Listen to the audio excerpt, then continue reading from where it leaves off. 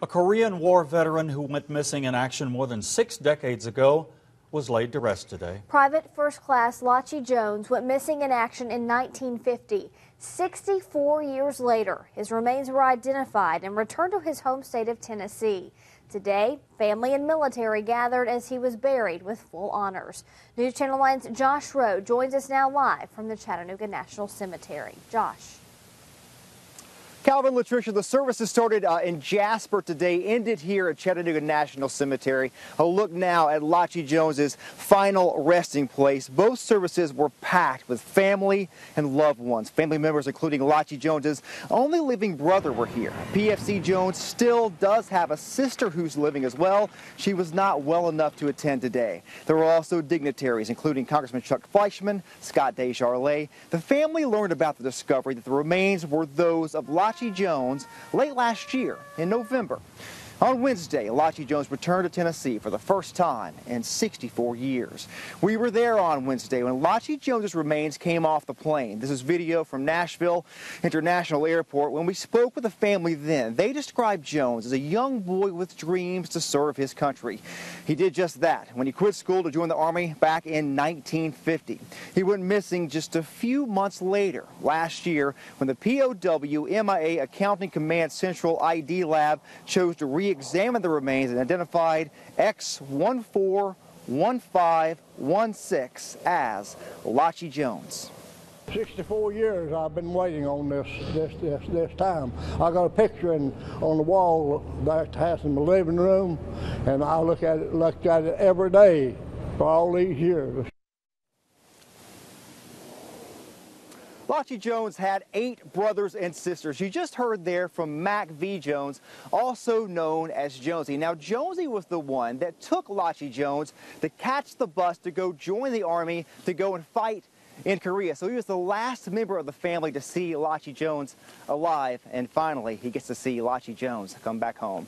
Calvin, Latricia, back to you. Okay, thanks, Josh. A 17-year-old Jasper, Tennessee boy left his family and friends 64 years ago to serve his country. Good evening. I'm Melissa Sperato. And I'm Latricia Thomas. That boy, Lotchie Jones, was sent to Korea in 1950, but never came home. On Wednesday, his remains were finally returned to his family. And today, Private First Class Jones was buried with full military honors at the Chattanooga National Cemetery.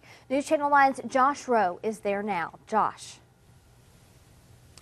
Guys, the ceremony started today in Jasper, then moved to Chattanooga National Cemetery. I want to show you what the headstone reads right now. You can see right here, Lotchie John Ray Jones, PFC, Private First Class, USA, Korea, December 12, 1932, February 28, 1951. That's when the Army says that he passed away in that POW camp. Purple Heart, POW, MIA, missing in action, KIA, killed in action, then the bottom. Thank the Lord, home at last, never forgotten. Let's take a look at the services today. Both of these services, both in Jasper and Chattanooga, packed with family and loved ones, including Lotchie Jones's only living brother. Congressman Fleischmann, Scott Desjarlais, also here. Last night in Jasper was the visitation for family and friends. We were there. His nephew told me he learned the most about his uncle from another uncle, that last living brother. He describes him as just polite and beautiful. Lotchie Allen Jones was named after his uncle, Lotchie John Ray Jones. That uncle joined the Army at 17 years old and shipped out to fight in the Korean War. When Lotchie went off to join the war, enter the Army, they signed him out of high school, signed him into the Army.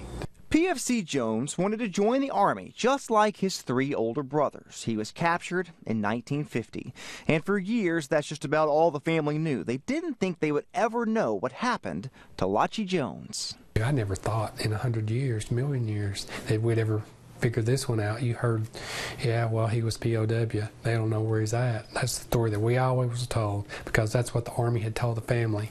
That's what the Army told my granny. Even though he had been gone for a long time, his memory and his name live on. Lotchie, a family name, has now been passed down to a 3rd generation. Lotchie, the nephew's 10-month-old son. It's a special name, I think. I think I'm proud to carry it. So Lotchie, it's a rare name, so where does it come from? Well, the story goes like this. Lotchie's father worked in Kentucky in the coal mines, and one day his boss sent him into town to get supplies. Now, while he was in town getting those supplies, his boss was killed in an explosion in the mine. Well, Lotchie's father said that he always knew that if he was there in the mine that day, that he would have been killed or at least hurt in that explosion. The boss's name was Lotchie, so he named his next son Lotchie, and that's the story behind the name. Let's go back to the studio to Alyssa and Latricia. All right, Josh, for that story now. We'll have more from Josh a little later in the show on some of the history behind the Chattanooga National Cemetery. Welcome back. At Jasper, Tennessee, war veterans' remains were buried with full military honors this afternoon at the Chattanooga National Cemetery. Private First Class Lotchie Jones served during the Korean War. He is now among the over 50,000 buried at the Chattanooga Cemetery in East Chattanooga. Let's check back in with News Channel 9's Josh Rowe, who is at the cemetery now. Josh. Guys, after 64 years, finally, a Jasper family has laid a loved one to rest. That's the reason we're here. But we're also here to show you this cemetery and these grounds. They do such an amazing job. Some history here. 1867, it was designated 5 national cemeteries in the state of Tennessee. We're here to talk about Lotchie Jones. I asked his nephew, what does the family say about this man? And they said, very simply, he was beautiful.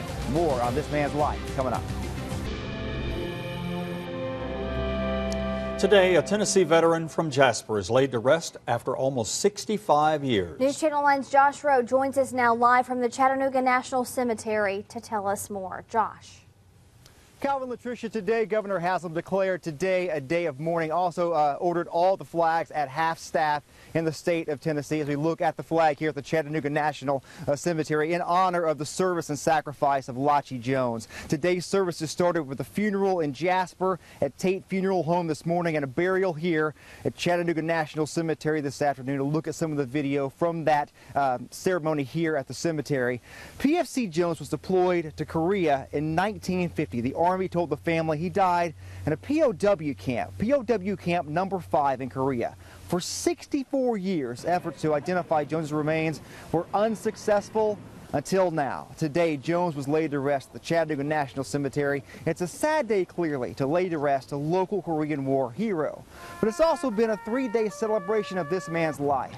Last night in Jasper, we spoke to Lotchie Jones's nephew about what it was like to see the casket for the first time when it came off the plane on Wednesday. One of the most amazing days outside of my son being born, seeing that casket come through that roll-up door at that airport hangar day, and the boys carrying it. I mean, just, they're not boys, they're men, and carrying that casket through, I mean, you really felt like you were plugged into something special. According to KoreanWar.gov, 920 people were killed in action in the Korean War from the state of Tennessee alone. In Chattanooga, there are 63 people on record of being killed.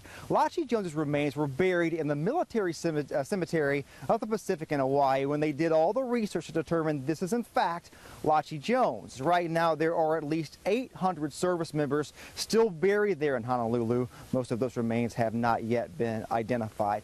Some of how they did this, some of the process of identifying these remains, they go back and look at the x-rays of when Lotchie Jones joined the Army, the chest x-rays, the dental records, those kinds of things. When they determined that they have somewhat of a match between those records and the remains, they exhumed the remains and then measured the bones, and that's how they determined that this is Lotchie Jones. Calvin, Latricia, back to you. Okay, Josh, thanks so much. A story decades in the making.